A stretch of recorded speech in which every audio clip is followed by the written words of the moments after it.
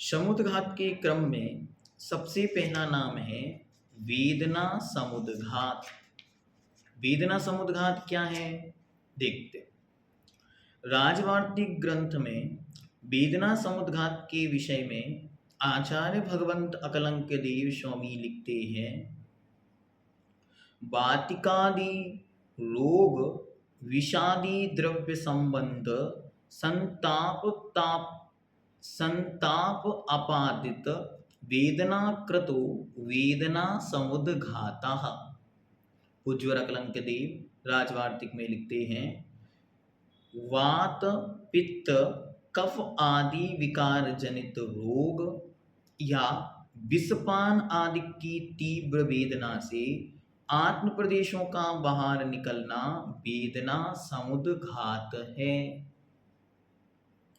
जब कोई जीव बहुत तकलीफ में आ जाए, वात पित्त कफ आदि के रोग पीड़ा उत्पन्न होती है, बुखार आदि की स्थिति होती है, या फिर जो बड़ी बड़ी कैंसर आदि जो बीमारियां होती हैं उनमें, या फिर जहर विष भक्षण कोई जीव कर ले तब उसके शरीर में जो छटपटाहट होती है उसके कारण आत्म प्रदेशों का बाहर निकलना होता है।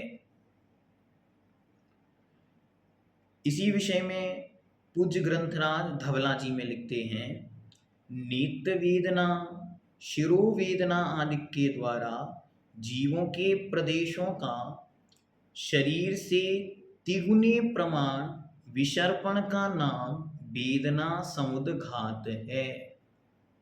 शरीर से तिगुने प्रमाण, जितना शरीर है उसे 3 गुना प्रमाण तक उत्कृष्ट से वह आत्म प्रदेश बाहर निकलते हैं। किस किस स्थिति में कहा उन्होंने? नेत्र वेदना, आंखों में बहुत तकलीफ हो, शिरोवेदना सिर दर्द, इनमें विशेष रूप से इन अवस्थाओं में या अन्य और भी जो वेदनाएं शरीर में उपस्थित हैं उनमें उत्कृष्ट रूप से शरीर से 3 गुनी तक प्रदेश बाहर निकलते हैं।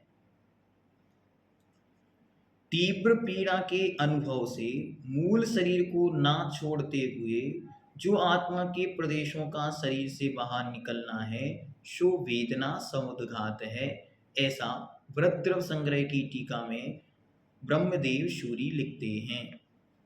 अब वेदना समुद्घात में प्रदेशों का विस्तार कितना है, इसे पूज्यवर वीरसेन स्वामी ग्रंथ धवला में जो लिखा वो तो हमने जाना, और विस्तार क्या क्या है और कहाँ क्या वर्णन है तो देखते।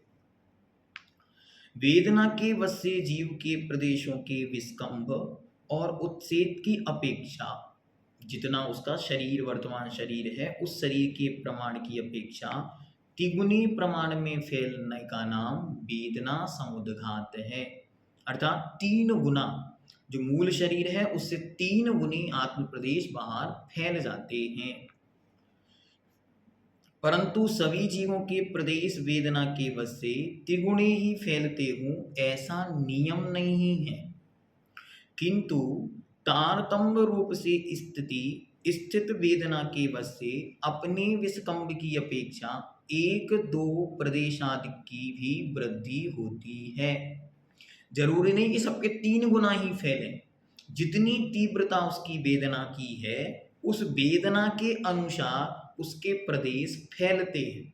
अब जितनी तीव्रता वेदना की है उतने अधिक प्रदेश बाहर फैलेंगे, लेकिन मैक्सिमम उत्कृष्ट कितने फैलेंगे? 3 गुनी तक फैलेंगे, इससे ज्यादा नहीं फैलेंगे।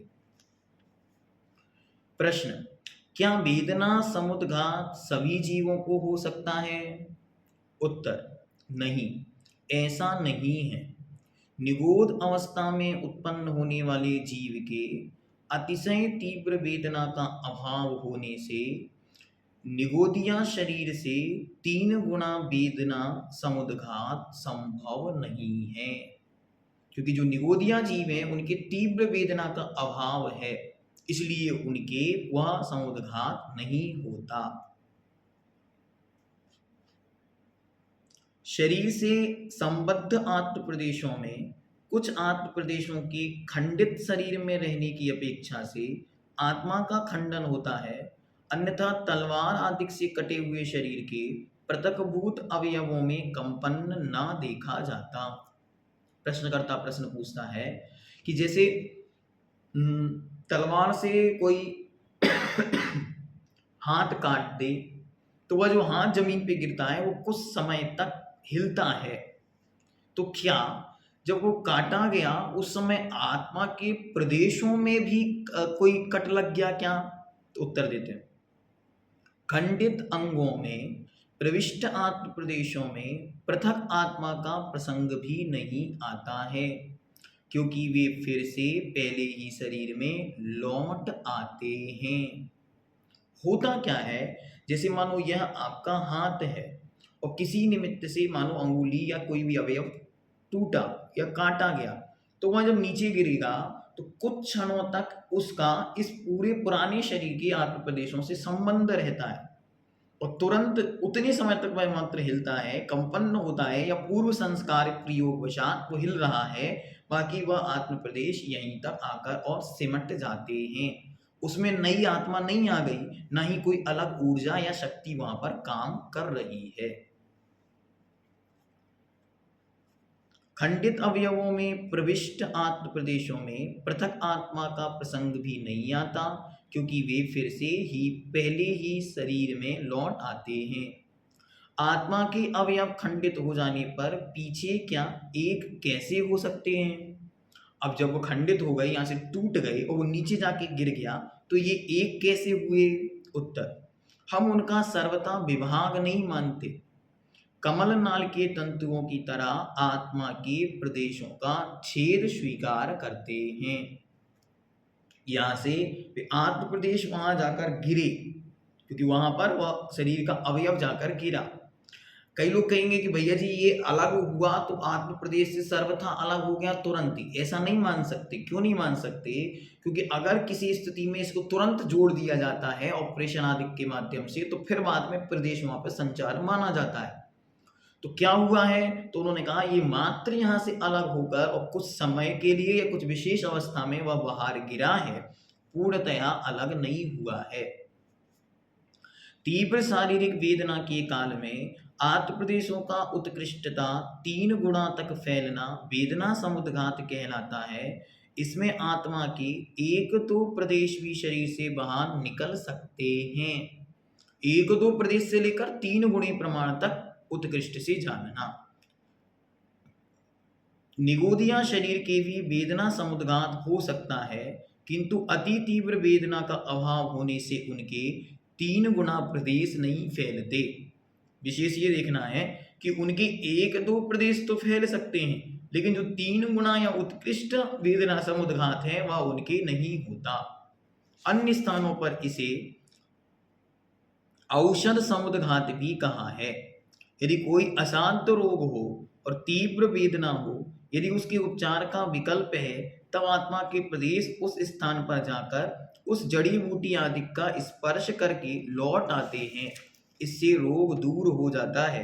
इसे ही औषध या वेदना समुद्घात कहते हैं। जगत में ऐसे अनेक उदाहरण देखने को मिलते हैं कि जिसमें डॉक्टर ने जवाब दे दिया कि इन्हें ले जाओ और ये जीवित नहीं रहेंगे, और वे ठीक हो जाते हैं तथा वर्षों तक जीवित भी रहते हैं। आखिर ऐसा क्यों हो जाता है? हो सकता है ऐसी घटनाओं के पीछे यह औषध समुद्घात भी कारण हो। इसे औषध समुद्घात के नाम से भी जाना जाता है, जिसमें शरीर का कोई विशिष्ट रोग बीमारी होने पर, जैसे मैंने उदाहरण दिया था कैंसर, या पेट में किसी प्रकार की गांठ गठान आदि बन जाने से महानतम तीव्रतम वेदना होती है। जिन्होंने इसे देखा है या सुना है, समझा है, वो समझ सकते हैं कि कितनी तीव्र वेदना होती है। हम यह चमत्कार जैसा इसलिए लग रहा है क्योंकि यह अनहोनी जैसी घटना घट गई, जैसे किसी को लास्ट स्टेज का कैंसर था और शरीर से कैंसर के सारे परमाणु ही गायब हो गए। हमें यह चमत्कार सा दिखता है, किंतु ऐसी परिस्थितियों में औषध समुद्घात भी कारण हो सकता है। अतः यह कोई चमत्कार नहीं।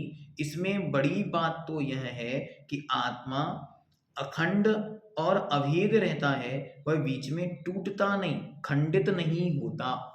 आत्मा का टुकड़ा नहीं होता, मात्र शरीर में से आत्मा के प्रदेश बाहर निकलते हैं, पूर्ण आत्मा बाहर नहीं निकलता। मूल आत्मा तो शरीर में ही विद्यमान है, मात्र वे प्रदेश बाहर निकलकर अन्य स्थानों पर जाकर अपने योग्य औषधि को स्पर्श करके, छूकर, टच करके और वापस लौट कर आ जाते हैं। छिपकली की पूंछ बहुत नाजुक होती है। जब उस पर कोई विपत्ति आती है या कोई उसे छूता है, मानो छिपकली बढ़ रही है और कोई जीव जंतु उसके पीछे लग जाए, तब वह अपनी पूंछ छोड़ देती है, उसी समय वह अपनी पूंछ छोड़ देती है और वह आगे भाग जाती है। उसकी पूंछ तड़पती रहती है, उसकी पूंछ में कंपन होता रहता है। ये घटना कई बार आप अपने घर में देख सकते हैं।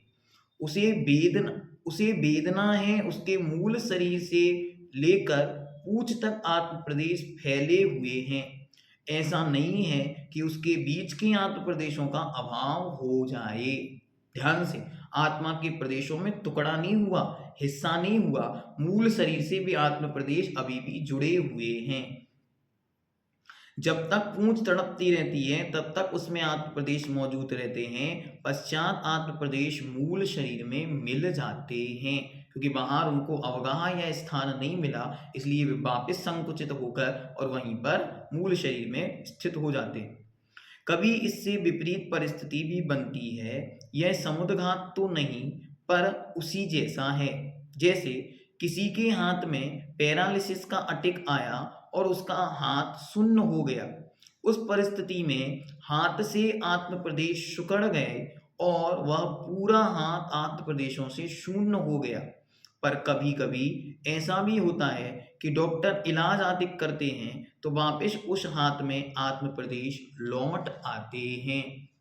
इसमें शरीर इतना हिस्से में, मानो किसी को पैरालिसिस अटैक हुआ तो अब इसने शरीर में वे आत्म प्रदेश संचार करना बंद हो गए, क्योंकि ये पूरा का पूरा अवयव जो ब्लड सर्कुलेशन है या अन्य एनर्जी फ्लो है वो सब रुक गया, इसलिए आत्म प्रदेश भी यहाँ तक संकुचित हो गए। लेकिन इसे बराबर ब्लड फ्लो सर्कुलेशन या एक्सरसाइज या अन्न मालिश आदि के निमित्त से जब इसमें ब्लड का सर्कुलेशन बढ़ाया गया, तब भी आत्म प्रदेशों का संचार पुनः हो जाता है। हम टेलीविजन आदि देखते हैं कि किसी का सिर कट गया और कुछ सेकंड तक धड़ लड़ाई करता रहा। इतिहास में इस प्रकार की प्रसंग आते, तलवार चलाता रहा, फिर तो तड़प रहा है और धड़ अलग है, सिर तड़प रहा है और धड़ अलग है और वो युद्ध लड़ रहा है। यह स्थिति तब तक बनी रहती है जब तक आत्म प्रदेश परलोक गमन नहीं कर जाते। इस प्रकार यहाँ यह है कि वेदना समुद्घात में आत्मा से 3 गुणे आत्म प्रदेश बाहर निकलते हैं, और यदि हम औसत समुद्घात की बात करें तो जड़ी बूटी आदि के स्थान को स्पर्श करके वे पुनः लौट आते हैं। एक सच्ची घटना यहाँ पर दी हुई है। एक सच्ची घटना है कि एक अम्मा जी किराए पर रहती थी।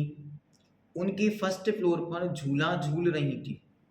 अचानक उनके झूले की रस्सी टूट गई और वे फर्स्ट फ्लोर से नीचे गिर गईं।